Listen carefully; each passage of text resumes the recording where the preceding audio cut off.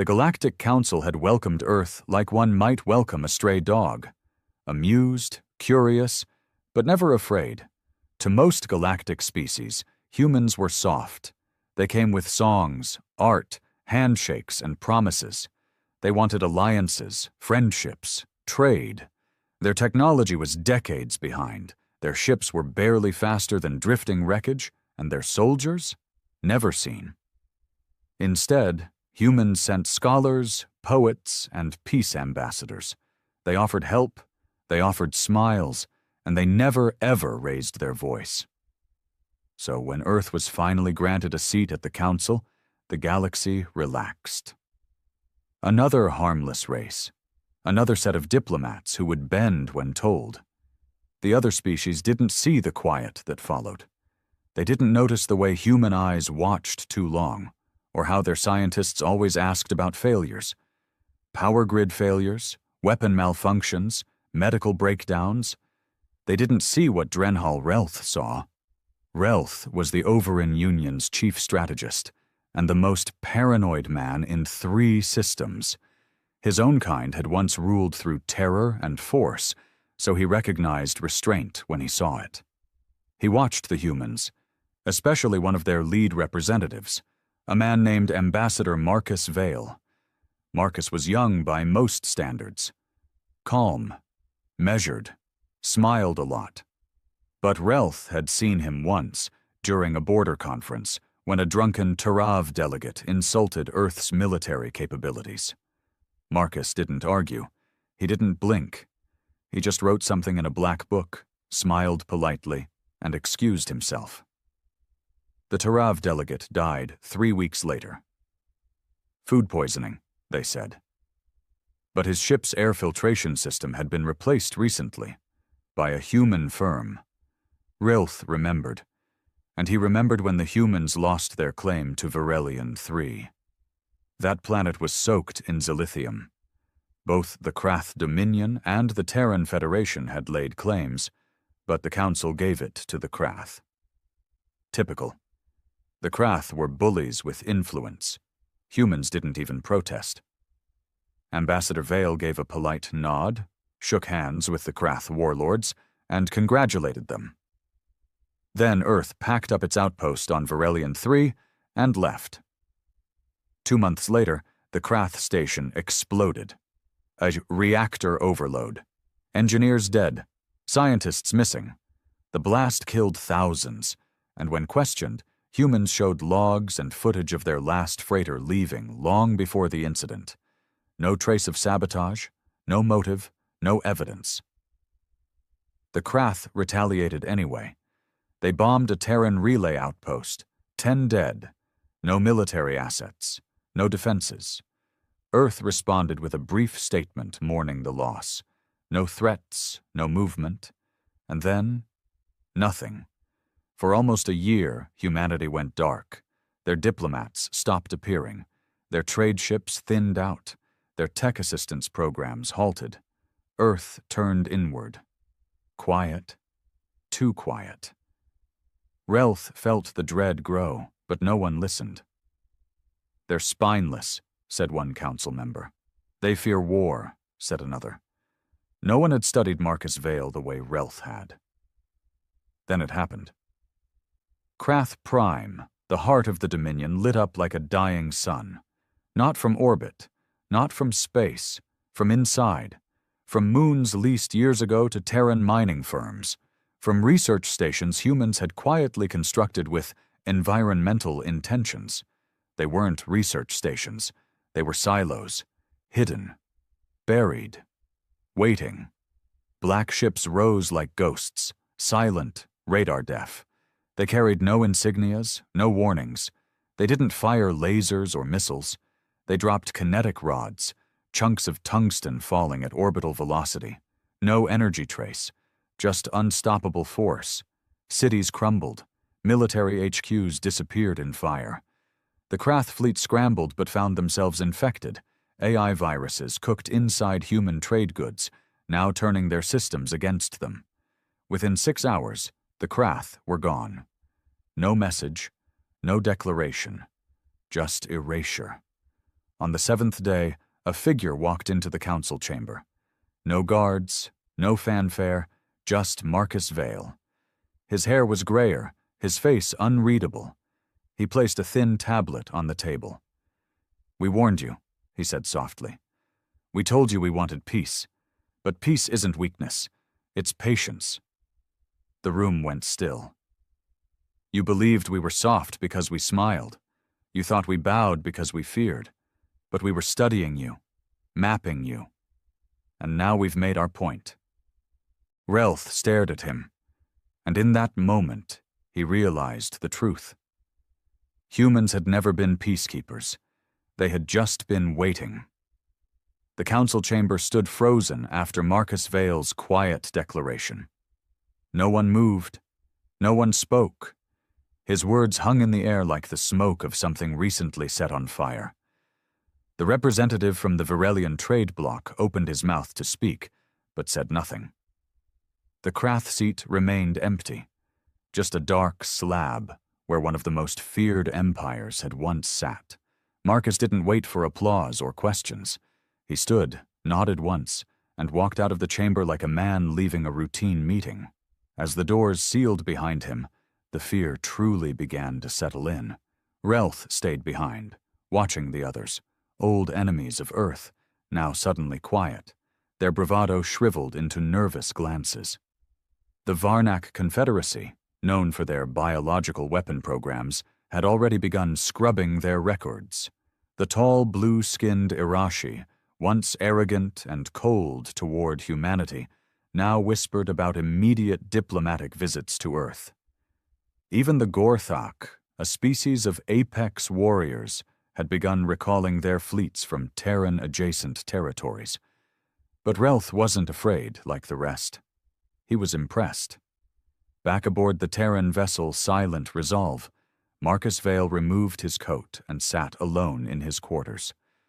The lights were dim, the room quiet, just the soft hum of life support systems and the distant rhythm of a living ship. The walls were lined with screens, showing nothing but the black of space.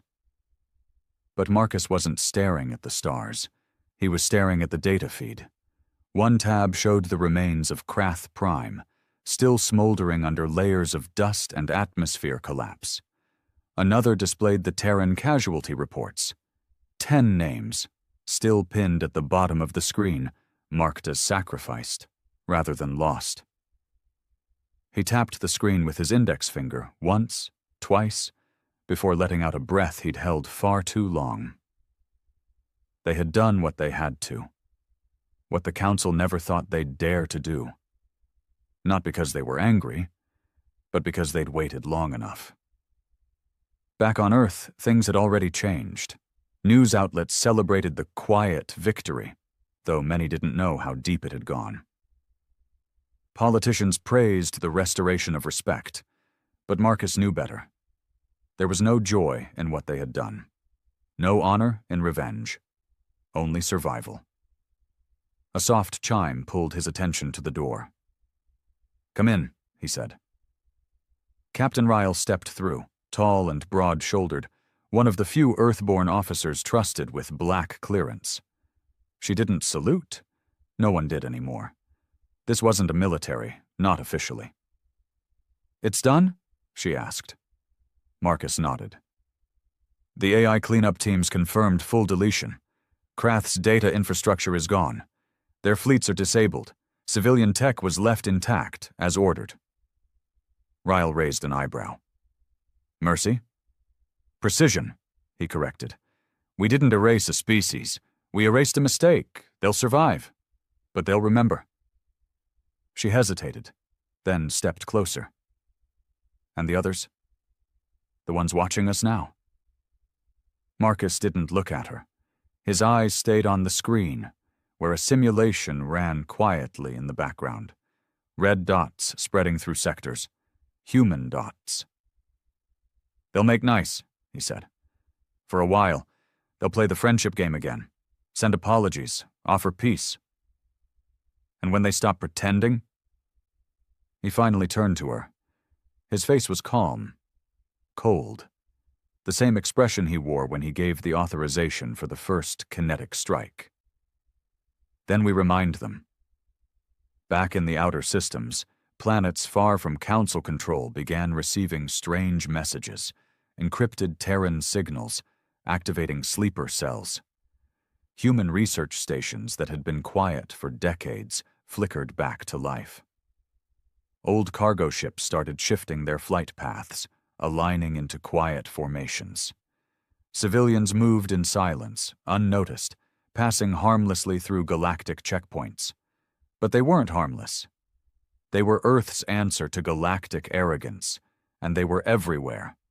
Meanwhile, Relth returned to his sector, no longer doubtful of Marcus Vale or the humans. He began his report immediately, but halfway through typing, he stopped. What could he write? They never wanted peace, they wanted silence, and now they have it. He stared at the words, then deleted them. No one would believe him. Not yet. But he knew. When Earth smiled now, it wasn't diplomacy. It was a warning.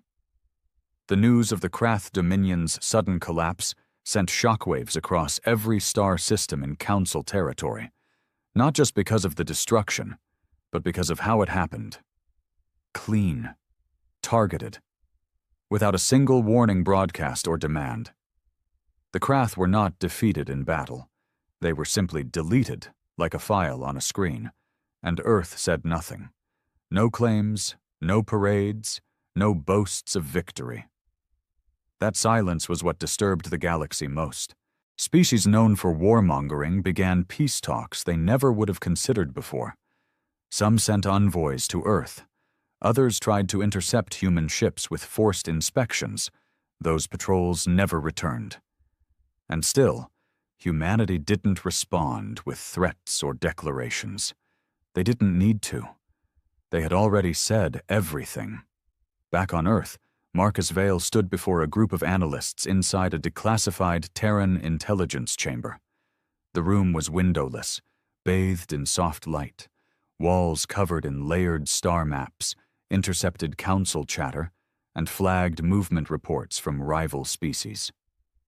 At the center of it all, a hologram of the galaxy with thousands of red dots, silent units, former researchers, engineers, traders, all waiting on a signal. Marcus looked tired. Not physically. His posture was straight, voice steady.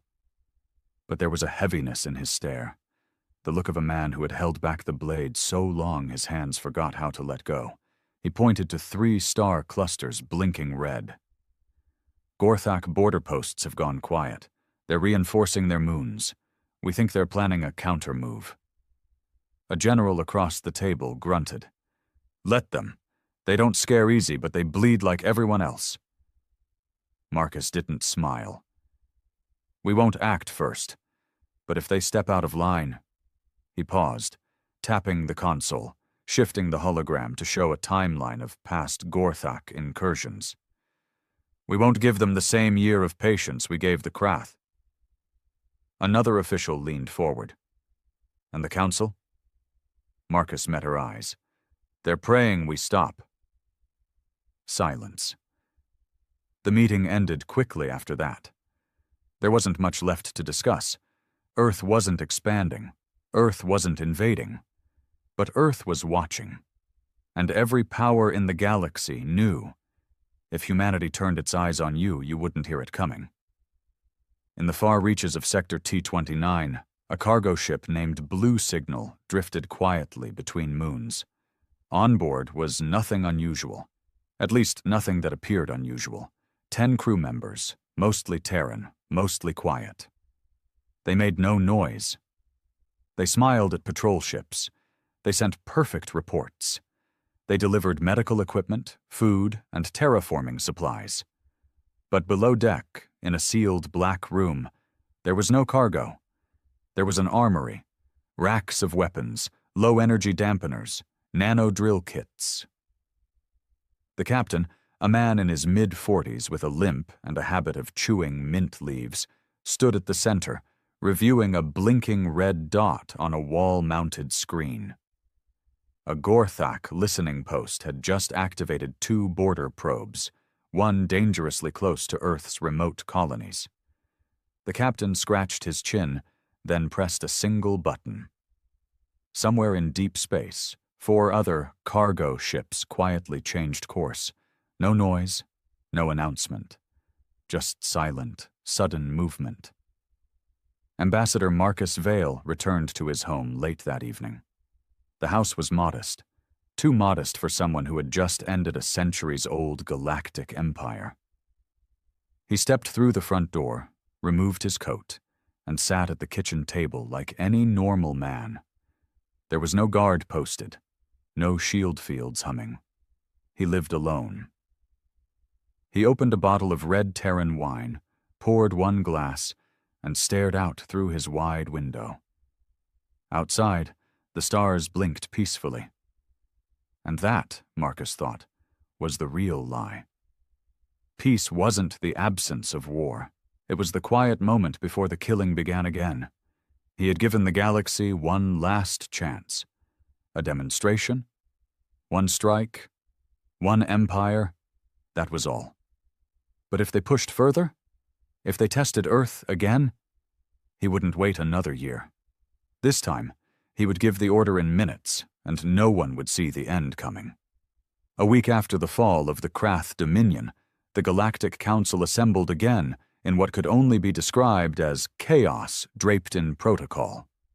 Delegates arrived jittery, their security details tripled. Hallways once filled with diplomatic laughter now echoed with whispers. No one mentioned Earth by name, but their presence choked the air like smoke in a sealed room. They feared Marcus Vale might return, but he didn't. Instead, Earth sent no one, and that silence spoke louder than any threat. Counselor Imatra of the Cernari Empire stood at the center dais, her golden robes sagging slightly from age and stress. We cannot allow the unilateral destruction of member civilizations. No matter the justification, what happened to the Krath was beyond acceptable. There were murmurs of agreement, but they were weak, cautious. No one wanted to speak too loudly. Everyone remembered how the Krath laughed when they claimed Virelion III. Now those laughs were ash. Ambassador Drelnak of the Gorthak stood, his voice low and gravelly. Humans acted alone. That is fact. We must unite to send a message. They are not above council law. Counselor Imatra looked at him, then down at the datapad in her hand. And what message would that be, Ambassador? Another verbal reprimand? Or perhaps a joint military initiative? Her tone was dry, skeptical. Drelnak's jaw tightened, because everyone in the room knew what such a move would mean. War. Against Earth. And no one had the stomach for it. Not after seeing what patient killers looked like. Far from the Council's walls, on a dead rock in the outer rim, Marcus Vale stood in front of a broken-down orbital relay. Dust coated his boots, and the wind howled like ghosts clawing at forgotten tombs. He wore no suit, no armor, just a dark coat, thick gloves, and the same quiet gaze he'd always carried. Beside him stood a young operative, 20-something, lean, nervous, first field assignment. He kept glancing at Marcus like he expected him to snap at any second. So, sir, we're really activating this thing again? Marcus didn't respond right away. He crouched near the relay, wiped away decades of dust, and opened the main access panel. Inside were layers of old Earth tech, analog fallback systems, quantum receivers, and a blinking green light that should not have still been working. He smiled.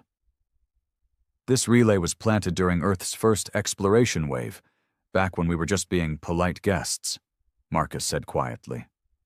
We were already preparing, for everything. The operative swallowed. Even back then, you were planning for war? Marcus stood, brushing off his gloves. We were planning for betrayal. He flipped a switch. Somewhere in deep space, hundreds of similar relays came online. Old installations buried in moons, set adrift in asteroid belts, hidden in abandoned freighters. The web woke up, and Earth saw everything. On the Gorthak homeworld, military high command reviewed disturbing reports. Several of their surveillance satellites had gone blind at once. No explosions, no signals, just dark. Their forward posts near Terran sectors were experiencing strange interference. One ship captain described it as invisible pressure. They blamed solar activity, but it wasn't the sun. Meanwhile, Relth, now back on Overin Prime, spent every waking hour studying Earth's movements. He had changed his tone with his own government. He no longer called Marcus Vale a manipulator or warmonger. No, now he called him something worse, a strategist with a long memory. Earth had taken every insult, every slight, every humiliation, and filed them away. Not out of weakness, but discipline. That was the part the galaxy had misunderstood. Most species struck when wounded. Humans? They watched.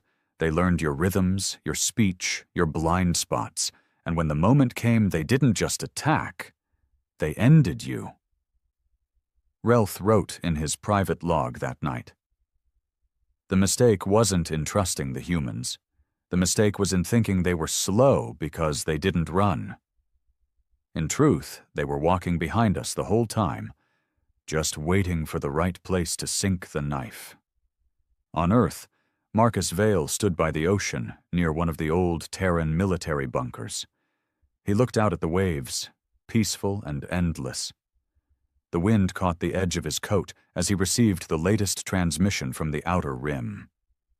4 more council races had pulled their scouts back from Earth's neutral zones. Smart? They were learning, and Marcus hoped they kept learning, because if they didn't, the next demonstration wouldn't just be a warning. It would be a purge. The first spark didn't come from the council. It came from the Gorthak. 3 days after the activation of Earth's hidden relays, a Terran diplomatic convoy was intercepted on its way to the neutral zone between Cernari and Gorthak space. The humans on board, 12 in total, unarmed, marked as cultural envoys, were taken without explanation. No charges, no statements, just gone. The council called it unfortunate. Marcus Vale called it expected. He received the report in silence. His office deep beneath the Earth's surface felt colder that day, the walls thick with still air and tension. He read the details slowly. No screams, no fights. The humans didn't resist. They let themselves be taken, which, to him, was the most dangerous part. Humans didn't fear being taken anymore. They had protocols for this now. The room around him flickered as a secure channel opened. General Hassan's face appeared, gruff, stone-eyed, the kind of man whose very bones seemed military. "They've crossed a line," Hassan said without pleasantries. "They crossed it the moment they thought we were bluffing," Marcus replied. "Permission to respond?"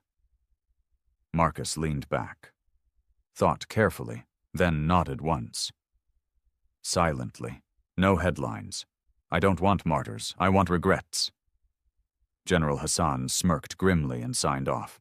72 hours later, the Gorthak deep space detention vessel HFY lost contact with command. The last transmission was a garbled scream, followed by static and a flash of light. No distress beacon, no damage trace. Just gone. 6 hours after that, Earth released a single statement. 12 of ours went missing. We have retrieved them. There is no need for further dialogue. That message, plain and unthreatening on the surface, sent shockwaves through every power block in the galaxy. Because the HFY was believed to be untraceable.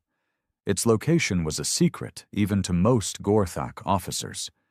No guards had reported an attack. No weapons had been fired. Yet Earth had found it. and Earth had ended it. Inside the council, panic turned to paralysis. Half the members called for urgent peace negotiations with Earth. The other half debated sanctions. But none of them could agree on anything concrete because fear had shattered unity. And in the vacuum of that fear, Marcus Vale moved.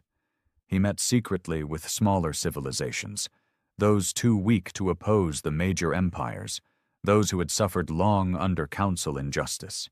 He offered no threats, no demands, just choices. "You've watched what we do when provoked," he said to the leader of the Darathi swarm. "Now imagine what we'd do for allies."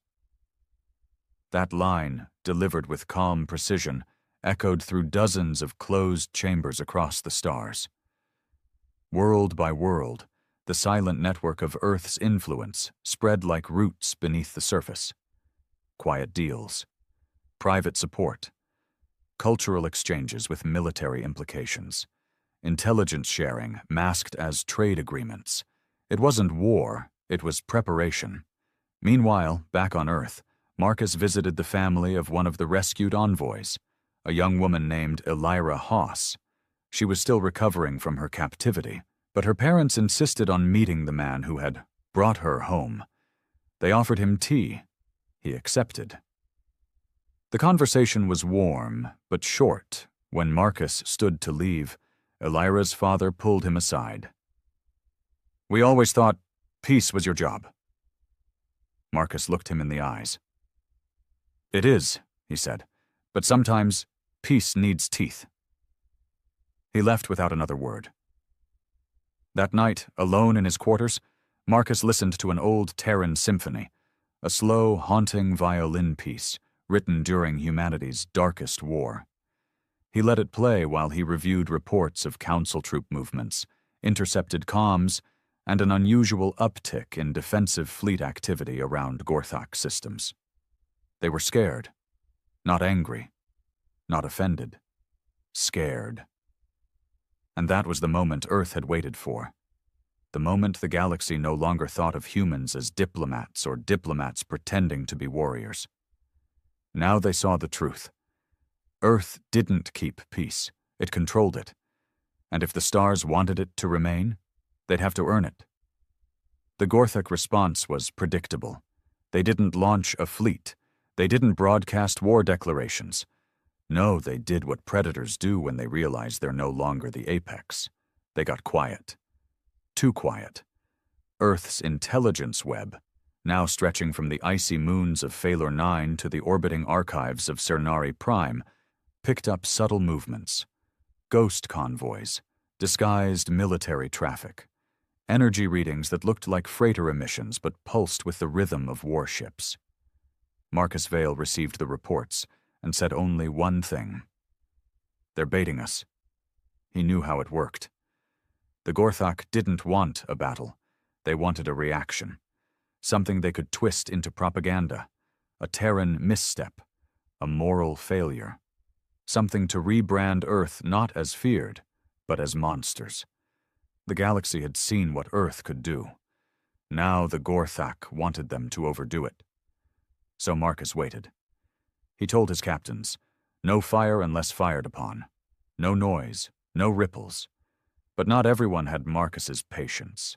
3 human colonies in fringe sectors were hit within the same week. Not full-scale assaults, just enough to rattle bones. Agricultural equipment destroyed, cargo transports sabotaged. One colonist shot in the back by what appeared to be a rogue mercenary group, later traced to weapons contracts tied loosely to the Gorthak. Still, Earth didn't strike back. Marcus's inner circle fumed. General Hassan wanted a surgical retaliation. Captain Ryle offered a plan that would cripple 2 Gorthak moons in under a day. Marcus rejected both. "We don't kill in anger," he said. "We don't play into their story." Instead, he did what Earth had always done best. He prepared. On an unmarked orbital station above Jupiter's lesser moon, Calira, Marcus stood in a long steel corridor lit with red-tinged strips. Around him, Dozens of people worked in silence. Engineers, data handlers, former soldiers turned analysts. They weren't building ships. They were building simulations. Every possible Gorthok move, every supply chain, every propaganda angle. Earth was creating entire wars in code, rehearsed and refined until there were no surprises left. Marcus watched one simulation run, a Gorthok false flag operation leading to council sanctions against Earth. Result: Terran economic collapse in 14 years, Gorthok ascendancy in 9.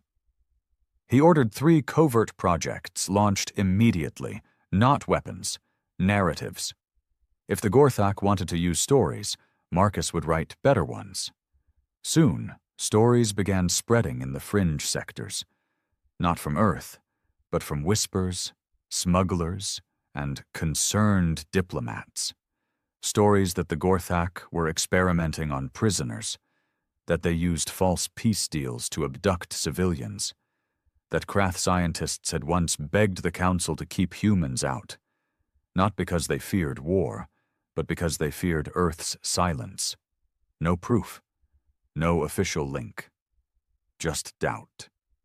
And doubt, Marcus knew, was more corrosive than any weapon.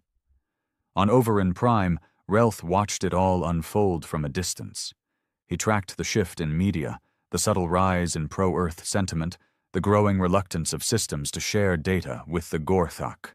He didn't call it manipulation. He called it counterbalance. Because for too long, the Council's power had been shaped by fear of war, not fear of consequences. Earth had simply introduced accountability, deadly, efficient accountability. He drafted a new report for his leadership, one with no sugarcoating. Earth is not building an empire, they're building equilibrium. But if pushed, they will replace fear with extinction. Back on Earth, Marcus stood before a quiet crowd in an underground hall beneath Geneva. No cameras, just soldiers, analysts, and operatives. People who had kept the peace through silence, steel, and strategy.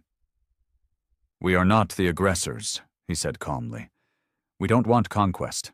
We want order, because this galaxy has mistaken disorder for freedom, and we've seen where that leads." He paused, eyes scanning the room. "They thought we were peacekeepers. They were wrong." A breath. "We are patient killers, and patience is running out." The moment Earth had been preparing for finally arrived. The Gorthok made their move. Under the cover of a minor border skirmish near the Tannic Belt, they activated Protocol Ashfire, a centuries-old plan involving coordinated cyber strikes, sabotage of Terran comm arrays, and targeted assassinations of human diplomats across neutral systems. It was fast, brutal, and surgically executed. 3 Earth-aligned listening posts went dark. One Terran mining station exploded in orbit over Kareth 6. No survivors. And the most visible blow, Earth's ambassador to the Council, a kind man named Darian Cho, was found dead in his quarters aboard the neutral station Colas 9. No forced entry, no signs of struggle, just poison. The message was clear. Enough patience, time to bleed. But the Gorthok made one fatal mistake. They believed Earth would respond. They didn't understand Earth had already prepared. On the same day as the attacks, Marcus Vale convened with General Hassan and Captain Ryle inside Earth's deep strategic core. The room, cold steel, endless screens, and silence, held no panic, no alarms, just quiet movements as black protocols, long buried beneath layers of diplomatic fronts, came online. "What's the directive?" Ryle asked. Her eyes were sharp, her hand resting near her sidearm even though she knew she wouldn't need it. Marcus didn't look up from the console. His fingers moved with careful rhythm. "Gray protocol," he said. Hassan raised an eyebrow. "You're sure?" Marcus nodded slowly. "They want a war of visibility, speeches, heroics. We'll give them a war they'll never even see coming." He turned to a display labeled Shadow Assets. Unlock permission? He authorized it. Across hundreds of systems, across moons, asteroids, refueling stations, deep space hospitals, cargo ships, mining crews, and forgotten satellites, Earth's silent force activated. These were not soldiers. They were ghosts. Engineers who'd been embedded for years. Janitors who'd memorized access codes. Diplomats who carried weapons in their bloodstreams. AI embedded in council tech so subtly, not even quantum scans picked it up. They didn't rise. They awakened. And in 72 hours, the Gorthak would learn the difference between attacking a nation and poking a sleeping executioner. The first blow came in data. The Gorthak's Central Intelligence Hub on Rothek Prime reported critical failures in its planetary defense systems. Missile codes scrambled, satellites blind, AI cores rewritten in Terran code that self-erased on contact. Then came the weapons depots, 13 of them. Simultaneously triggered chain reactions burned half of Gorthak's secondary fleet before they even left the hangars. Earth didn't send fleets. They didn't fire missiles. They just removed pieces from the board, cleanly, surgically. By the fourth day, the Gorthak High Command began issuing internal alerts. Cease external operations. Earth is inside our systems. But it was too late. On the council floor, panic erupted. Dozens of species began demanding Earth explain itself. No one from Earth responded. So they turned to Relth. He had become the quiet authority on human behavior, the one voice of reason amid the fear. "They're not invading," Relth said, voice even. "They're isolating." The room went still. Relth continued. "Earth has not deployed armies. They've pulled wires, collapsed economies, erased targets. This isn't conquest. This is surgery." "And what happens when they're done?" one council member asked, trembling. Relth didn't answer immediately, but when he did, he spoke without hesitation. "Then they'll go silent again, and the galaxy will finally understand. Peace with Earth doesn't come from diplomacy. It comes from never giving them a reason to remember you exist." On the fifth day, Marcus Vale sat alone once again, this time aboard Deliverance, a Terran command vessel stationed in deep black, where no stars shined. The lights were dim, the air stale, but the room was full of purpose. He stared at the list of targets that had been neutralized. Not cities, not civilians, only decision-makers, only nodes of violence, and in the center of that screen, the words, "Neutralization complete." Captain Ryle entered behind him. "It's done," she said softly. Marcus didn't smile. He didn't speak. He simply stood and stared into the void through the transparent hull. The Gorthak weren't dead, but they'd never threaten Earth again. They would rebuild, yes, but never with the same teeth, never with the same pride, because now they knew what Earth really was. Not peacekeepers, not soldiers. A warning dressed in skin.